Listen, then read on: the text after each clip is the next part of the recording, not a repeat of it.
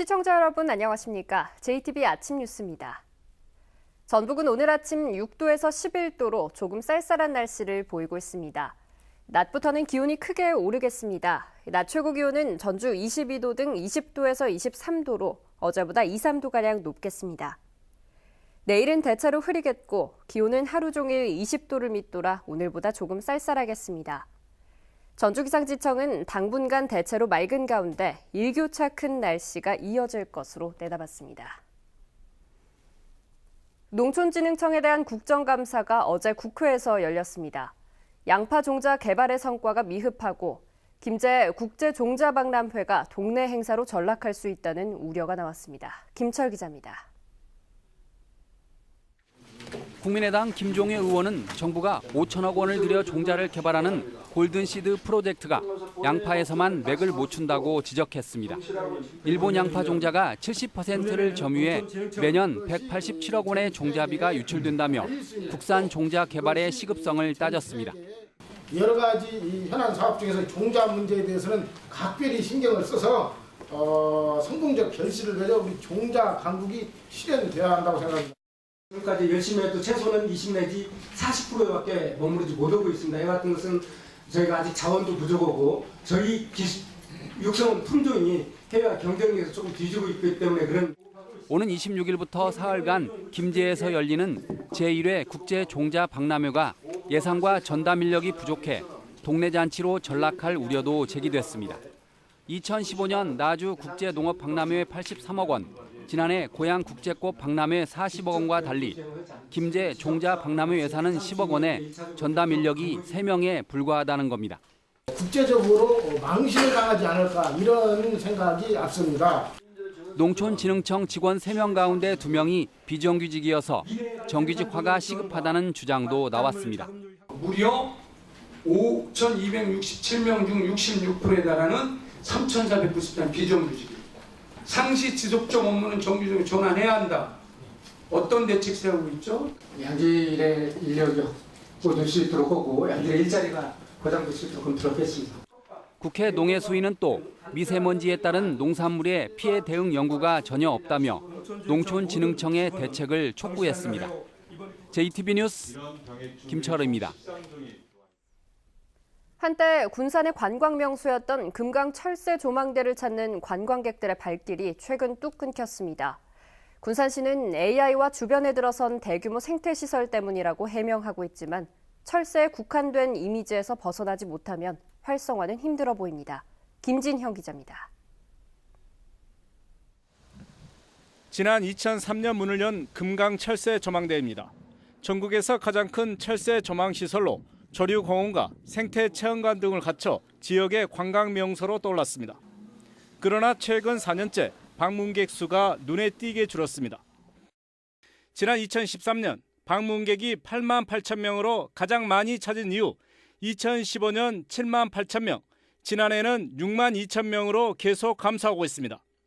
올해는 지난 8월까지 7,400명으로 개장 이후 최저 수준으로 떨어졌습니다. 방문객들의 발길이 끊긴 데는 최근 잇따라 AI가 발생한 데다 인근 서천 지역에 대규모 생태시설이 들어서면서 경쟁력이 약화됐기 때문입니다. 시설물 투자를 우리 좀 예산이 보다 보는 게 계속 업그레이드 해줘야 하는데 그러지 못했다는 거. 볼거리가 좀 한정돼 있잖아요. 반면에 운영비로 해마다 12억 원가량 들어가고 있어 예산만 낭비한다는 따가운 눈총을 받고 있습니다. 사정이 이렇다 보니 철새에 국한된 이미지에서 벗어나 새로운 돌파구를 찾아야 한다는 목소리가 커지고 있습니다. 철새가 아닌 다른 용도로 그곳을 개발하지 않는 이상 많은 예산이 투자된다고 할지라도 컨셉이 바뀌지 않는 이상은 활성화되기 힘든 현실입니다. 군산시도 전문기관에 용역을 의뢰하는 등 뒤늦게 방안 마련에 나섰습니다. 지역을 대표하는 생태 관광지에서 이젠 골칫거리로 전락한 금강 철새 조망대를 탈바꿈할 뾰족한 대책이 나올지 주목됩니다. JTBC 뉴스 김진영입니다. 부안의 한 펜션에서 남성 3명이 숨진 채 발견됐습니다. 경찰은 방에서 불에 탄 연탄과 유서가 나온 점으로 미뤄 이들이 동반 자살한 것으로 보고 있습니다. 주혜인 기자가 보도합니다. 부안의 한 펜션. 방 안엔 술병과 먹다 남은 음식들이 어지럽게 널려 있습니다. 구석엔 연탄을 태운 화덕이 놓여 있고 방문과 창문 틈새는 청테이프로 막아놨습니다. 그저께 밤 10시쯤 55살 A씨와 25살 B씨, 24살 C씨 등 남성 3명이 이 펜션에서 숨진 채 발견됐습니다. 친구들이 갔다가 보니까 왜 이 사람들 인기척이 없는 걸 몰랐다. 그때가 그한 9시 조금 넘었어. 방 안에선 숨진 3사람의 유서도 나왔습니다. 유서에는 사업 실패와 빚으로 힘들었다, 가족들에게 미안하다 등의 내용이 담겨 있는 것으로 알려졌습니다. 이들은 지난 14일 오후 5시쯤 이 펜션에 도착한 것으로 확인됐습니다. 조사 결과 1명은 경기도, 2명은 전남 광주에 살고 있었습니다. 경찰은 이들이 SNS에서 만나 동반 자살을 계획한 것으로 보고 있습니다. 판이 준비되어 있다. 그런 식으로 문어를 설계해서 메시지를 주고받은 거기 때문에 우리가 트위터를 통해서 알게 됐고 준비를 했구나라는 것을 추정을 했죠. 경찰은 국과수에 부검을 의뢰하고 유가족 등을 상대로 정확한 사건 경위를 조사하고 있습니다. JTB 뉴스 주혜인입니다. 김제 신평천에서 물고기가 떼죽음을 당했습니다. 주민들은 인근 돼지 농장이 수년째 가축 분뇨를 무단 방류해 벌어진 일이라며 축사 폐쇄를 요구하고 있습니다. 하원호 기자입니다. 동진강을 거쳐 새만금으로 이어지는 신평천입니다. 어른 팔뚝만한 물고기가 배를 드러낸 채 죽어 있습니다. 비교적 오염에 강한 어종이지만 떼죽음을 당한 겁니다. 검게 변한 물 위로는 오염물질이 둥둥 떠다닙니다. 하천과 이어진 수로를 파보니 검게 썩은 축산 분뇨가 켜켜이 쌓여 있습니다. 적어도 10년 이상은 이렇게 무단 방류를 인해서 여기에 그 침전물이 쌓여있다고 우리는 보고 있는 거예요. 이걸 보고 어떻게 지역 주민들이 살 수 있다고 생각하세요? 이 분뇨는 어디서 왔을까? 수로를 따라가 봤더니 돼지 5천 마리를 사육하는 대형 농장과 맞닿아 있습니다. 제 뒤로 보이는 돼지 농장과 하천을 연결하는 수로입니다. 이 수로 밑바닥에는 돼지 분뇨 찌꺼기가 두껍게 쌓여있고 숨을 쉬기 힘들 만큼 악취가 코를 찌릅니다. 농장 옆 웅덩이에는 죽은 돼지까지 둥둥 떠다닙니다. 주민들은 수년 전부터 민원을 제기했지만 행정당국이 팔짱만 끼고 있다며 분통을 터뜨립니다. 신평천 그 수질이 거의 돼지 오줌물입니다. 오줌물, 똥물. 야구 갈색으로 변한 지가 한 수년째 되고 이걸로 농사지면 비료를 안 주고도 농사 질 정도의 지금 현재 수질이 그렇게 돼 있습니다. 하지만 농장주는 분뇨를 무단 방류한 적이 없다며 돼지를 옮기는 과정에서 일부가 흘러나온 것이라고 해명했습니다. 차에서 실을 때 막 치는 과정이 한 30분, 1시간 걸리거든요. 그때 많이 떨어져요, 똥도 실제로. 그러면 이제 청소한다고 해도 그 물을 이렇게 예를 들어 뭐 청소를 해도 쳐담을 수는 없지 않습니까? 전라북도와 김제시는 뒤늦게 현장 조사에 착수했습니다. 현장 확인하고요. 위법사항이 있으면 그에 맞게 적절하게 조치를 취할 예정입니다. 대책위를 구성한 인근 5개 마을 주민들은 축사 폐쇄까지 요구하고 있어 농장주와 주민 간의 갈등은 더 커질 것으로 보입니다. JTB 뉴스 하원호입니다. 과학기술과 허브의 모든 것을 함께 즐길 수 있는 남원 허브사이언스 센터가 문을 열었습니다.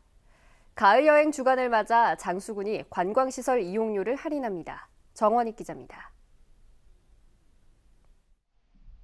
남원 허브사이언스 센터가 지리산 허브밸리에 문을 열었습니다. 6,000제곱미터 규모의 허브사이언스 센터는 허브 식물원과 토피아관으로 구성됐습니다. 특히 토피아관에는 홍보관과 체험장, 허브 제품 판매장 등이 들어섰고 다음 달까지 가을 향기 체험 행사도 열립니다. 허브사이언스 센터는 남원 허브산업 12년 과학기술과 허브의 모든 것을 함께 즐기실 수 있는 곳입니다. 가족과 함께 오시면 즐거운 시간 가지실 수 있고 힐링을 만끽하실 수 있습니다. 장수군이 이번 주말부터 2주 동안 가을 여행 주간을 맞아 주요 관광시설 이용료를 깎아줍니다. 도깨비 전시관과 방화동 자연휴양림은 무료로 입장할 수 있고 승마 체험장 체험료는 50%, 누리파크 오토캠핑장 이용료는 20%가 할인됩니다. 고창군과 세이브 더 칠드런 코리아 호남지부가 업무 협약을 맺고 흥덕면에 공립형 지역아동센터를 만들기로 했습니다. 내년까지 완공 계획인 아동센터는 고창군에 기부돼 오는 2019년부터 운영될 예정입니다. 전주시가 주민 등 70여 명이 참석한 가운데 서학예술마을 주민참여 꽃거리 조성 행사를 가졌습니다. 주민참여 꽃거리 조성은 시와 화해인, 주민들이 내 집 앞, 내 골목에 꽃을 심고 관리하는 것으로 한옥마을에 이어 두 번째입니다. JTB 뉴스 정원익입니다. 전주시 혁신동 행정구 배치에 대한 주민투표가 조금 전인 오전 6시부터 시작됐습니다. 투표는 저녁 8시까지 11개 투표소에서 진행되고 투표권자는 혁신도시에 사는 만 19세 이상 전주시민 11,721명입니다. 전주시는 투표 결과를 바탕으로 혁신동 신설안을 바로 입법 예고한 뒤 전주시의회에 심의를 요청할 예정입니다. 전북의 13군데 대기 측정망에서 모두 오존 농도의 기준치를 넘긴 것으로 드러났습니다. 더불어민주당 강병원 의원의 분석 결과 전주와 익산, 군산 등 전북의 13군데 측정소 배출량이 기준치인 8시간 0.06ppm을 초과했습니다. 오존은 무더운 여름철에 자동차 매연이나 발전소 등에서 배출되는 질소 산화물 등이 태양광선과 광화학 반응을 일으켜 생성돼 호흡기 질환이나 폐 손상을 일으킵니다. 강병원 의원은 대기오염이 심각한 만큼 정부가 대기오염을 줄이려는 대책을 서둘러야 한다고 주장했습니다. 원광대에 이어 전주대와 우석대 등 도내 4년제 사립대학들이 단계적으로 입학금 폐지에 동참할 것으로 보입니다. 교육부와 사립대 총장협의회는 지난주 회의를 갖고 실제 소요 비용을 제외한 입학금의 80%를 단계적으로 폐지하기로 합의했습니다. 이에 따라 이미 입학금의 단계적 인하를 발표한 원광대에 이어 전주대와 우석대 등 도내 주요 사립대들도 내년부터 신입생 입학금을 10만 원가량 줄일 것으로 전망됩니다.